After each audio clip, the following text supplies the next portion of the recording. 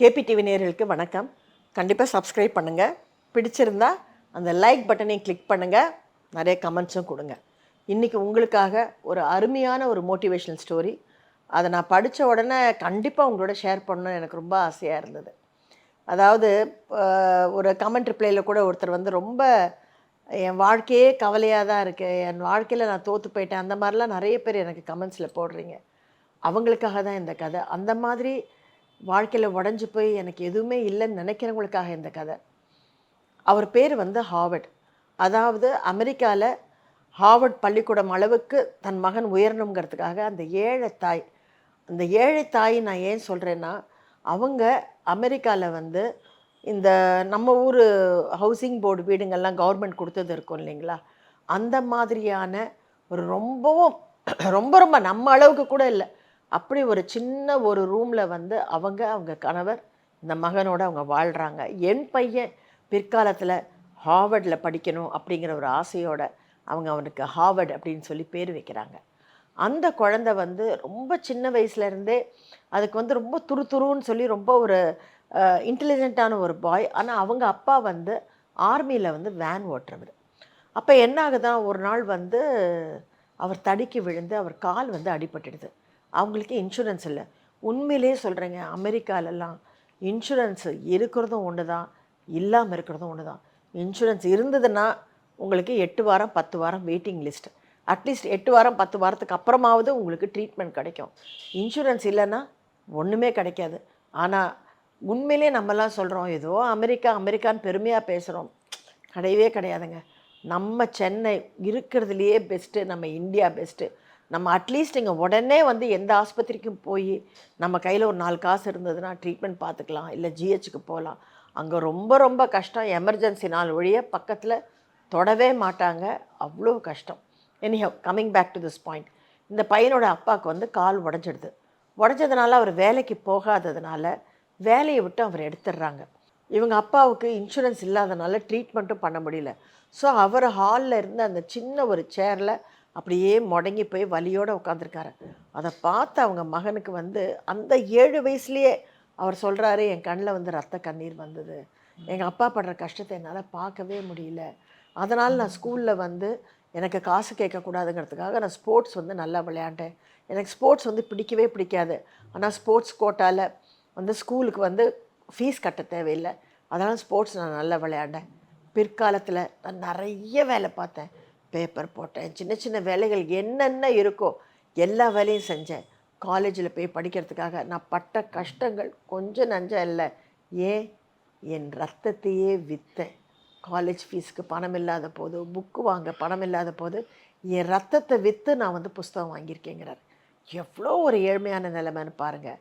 ஆனால் இதில் ஒரு பெரிய கேட்ச் என்னென்னா, இவ்வளோ கஷ்டப்பட்டவர் மன உறுதியோடு நான் முன்னுக்கு வருவேன், என் குடும்பத்தை நான் காப்பாற்றுவேன், I am born to win, I will definitely win அப்படின்னு அவர் மனசுக்குள்ளே அவருக்கு ஒரு பக்தி சொல்லிகிட்டே இருந்திருக்கு.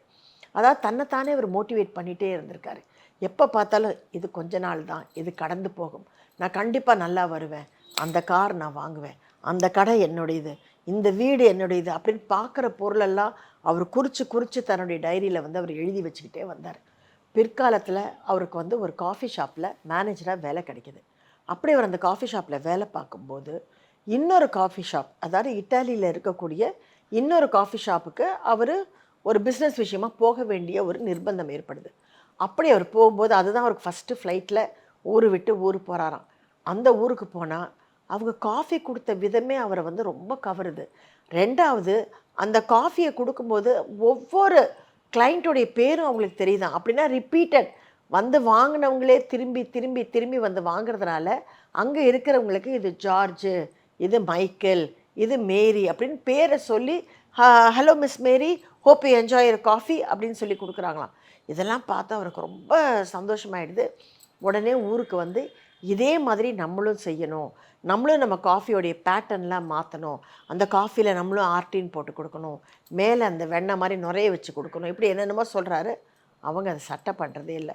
இதெல்லாம் நீ சொல்கிறதெல்லாம் வேலைக்கு ஆகாது, இந்த காஃபிக்கே முதல்ல வரும்படி இல்லை, நீ சொல்கிறதெல்லாம் போட்டால் இன்னும் நஷ்டமாகும், போ கிளம்பு இங்கேருந்து, உன்னுடைய ஐடியாலாம் எங்களுக்கு வேண்டாம் அப்படின்னு சொன்ன உடனே இவருக்கு கோவம் வந்துடுது. சரி நம்மளே ஏன் ஒரு காஃபி கடை ஆரம்பிக்கக்கூடாதுன்னு வெளியே வந்து ஆரம்பிக்க ட்ரை பண்ணுறாரு. ஆனால் இவர்கிட்ட காசு கிடையாது. நமது ஏஆர்கே மித்ராலயா அபண்டன்ஸ் ஹோமிற்கு உங்களை அன்புடன் வரவேற்கிறோம். உங்களுக்கு அல்லது உங்கள் பாசத்திற்குரியவர்களுக்கு நல்ல அனுபவமும் வசதியும் கிடைக்க நாங்கள் சிறந்த சேவையை வழங்கி வருகிறோம். நமது ஏஆர்கே ஹோம் இருக்கும் இடம் லேக் வியூ, நம்பர் 414, படவேட்டம்மன் கோவில் தெரு, Sembarambakkam, Chennai 6,123. ARK Mithralaya abundance home. உங்கள் வீட்டில் இருப்பது போல உணருங்கள். நன்றி.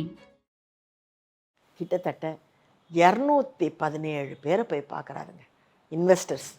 எனக்கு பணம் போடுங்க, இதான் ஒரு அருமையான காப்பி கடையாக நான் கொண்டு வரேன், என்னை நம்புங்க, என்னை நம்பி போடுங்க, நான் வந்து ஜஸ்ட்டு நான் சர்வைவ் ஆகிற சம்பளம் மட்டும் கொடுங்க, பெரிய சம்பளம் கூட கொடுக்க வேண்டாம், நான் படித்த சம்பளம் கூட நீங்கள் எனக்கு கொடுக்க வேண்டாம், என் படிப்புக்கேற்ற சம்பளமே வேண்டாம், சின்னதாக ஒன்று கொடுங்க, நான் என் குடும்பத்தை நடத்துகிற அளவுக்கு, மீதி எல்லா உழைப்பையும் நான் இங்கேயே இருக்கேன், இங்கேயே தங்குறேன், ராப்பகலாக உழைக்கிறேன், நீங்கள் என்னை நம்புங்கன்னு சொல்லி 217 பேர் முடியாதுன்னு ரிஜெக்ட் பண்ணிடுறாங்க.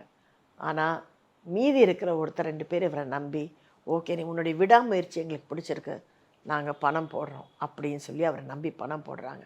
அப்புறமா இவர் தன்னுடைய காஃபி கடையை ஆரம்பிக்கிறார். கொஞ்சம் கொஞ்சமாக அது அமெரிக்காவில் பாப்புலர் ஆகுது.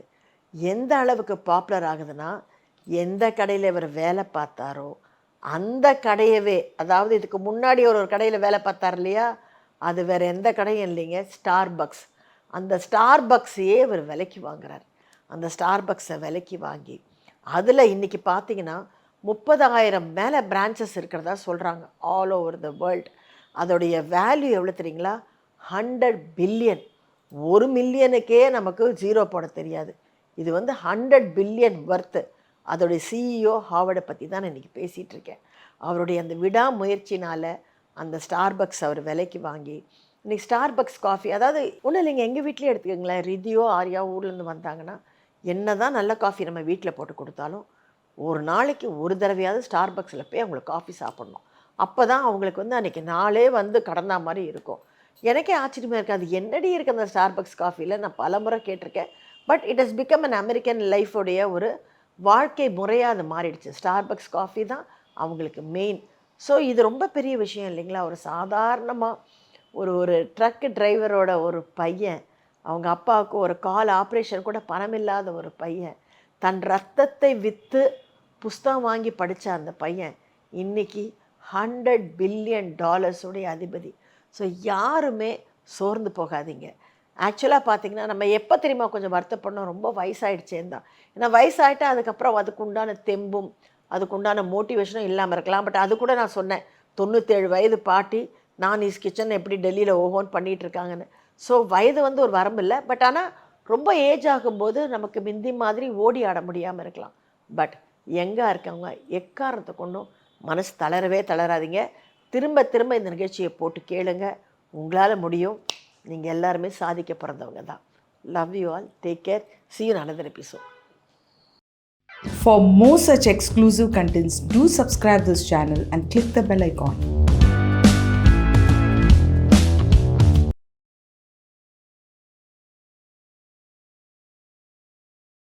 தன் ரத்தத்தை விற்று புஸ்தகம் வாங்கினார்.